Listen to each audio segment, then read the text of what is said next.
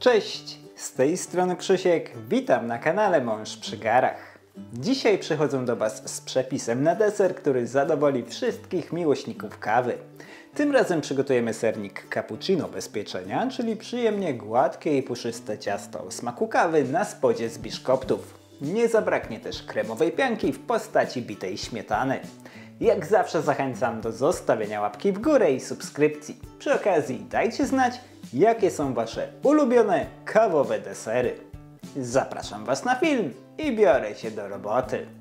Przygotowanie sernika zaczynam od żelatyny. Do 150 ml świeżo zaparzonej, gorącej, mocnej kawy dodaję 18 g żelatyny w proszku. Zawartość naczynia krótko mieszam tylko do rozpuszczenia żelatyny i odstawiam całość do wystudzenia do chwili, kiedy płyn osiągnie temperaturę pokojową.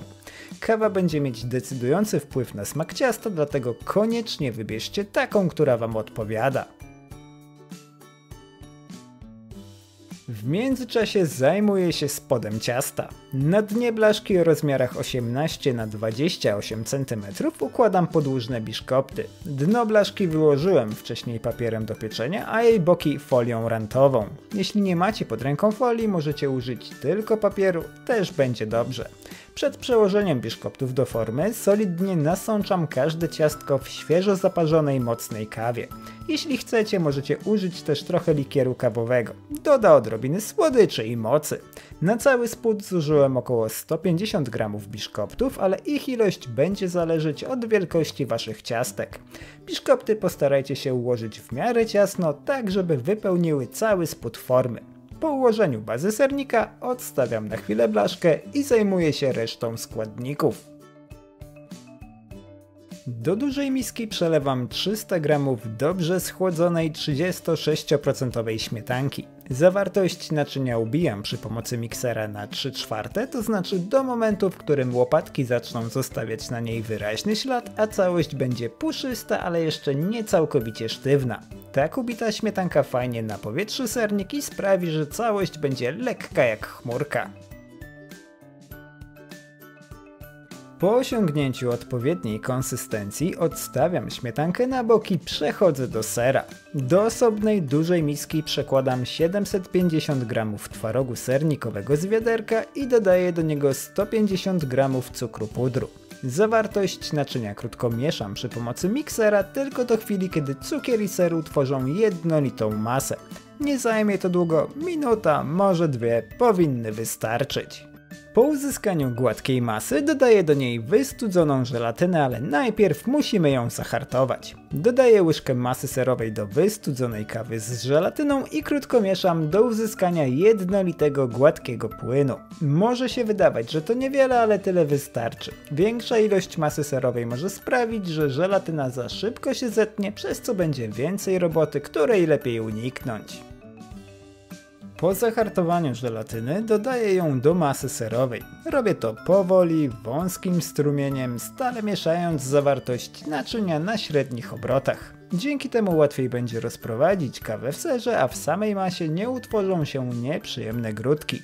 Po wlaniu całego płynu mieszam całość jeszcze przez około 30, może 60 sekund i upewniam się przy pomocy silikonowej szpatułki, czy wszystko połączyło się ze sobą tak jak powinno.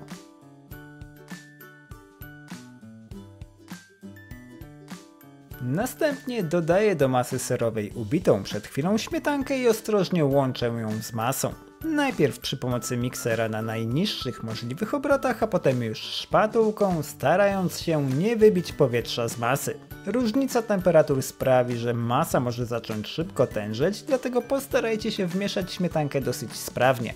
Żeby dać sobie trochę czasu, użyjcie sera o temperaturze pokojowej.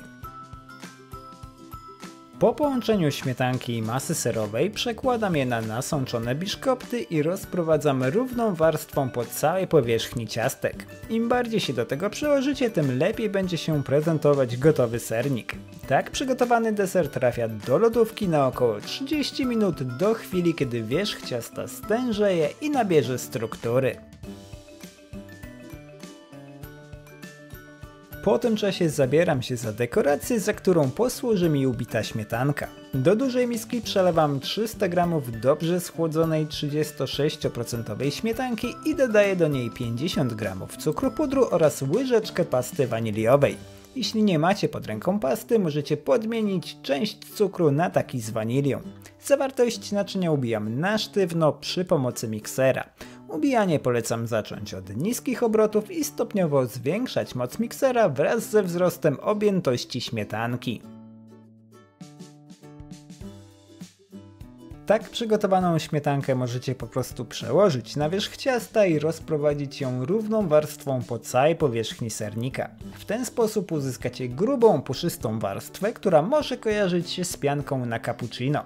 Ja postanowiłem pobawić się w artystę i przełożyłem śmietankę do rękawa cukierniczego z tylką 2B, po czym wycisnąłem ją na wierzch sernika. Miało to swój efekt uboczny, ponieważ w ten sposób zmieściłem tylko połowę ubitej śmietanki, a myślę, że warto byłoby wykorzystać całość.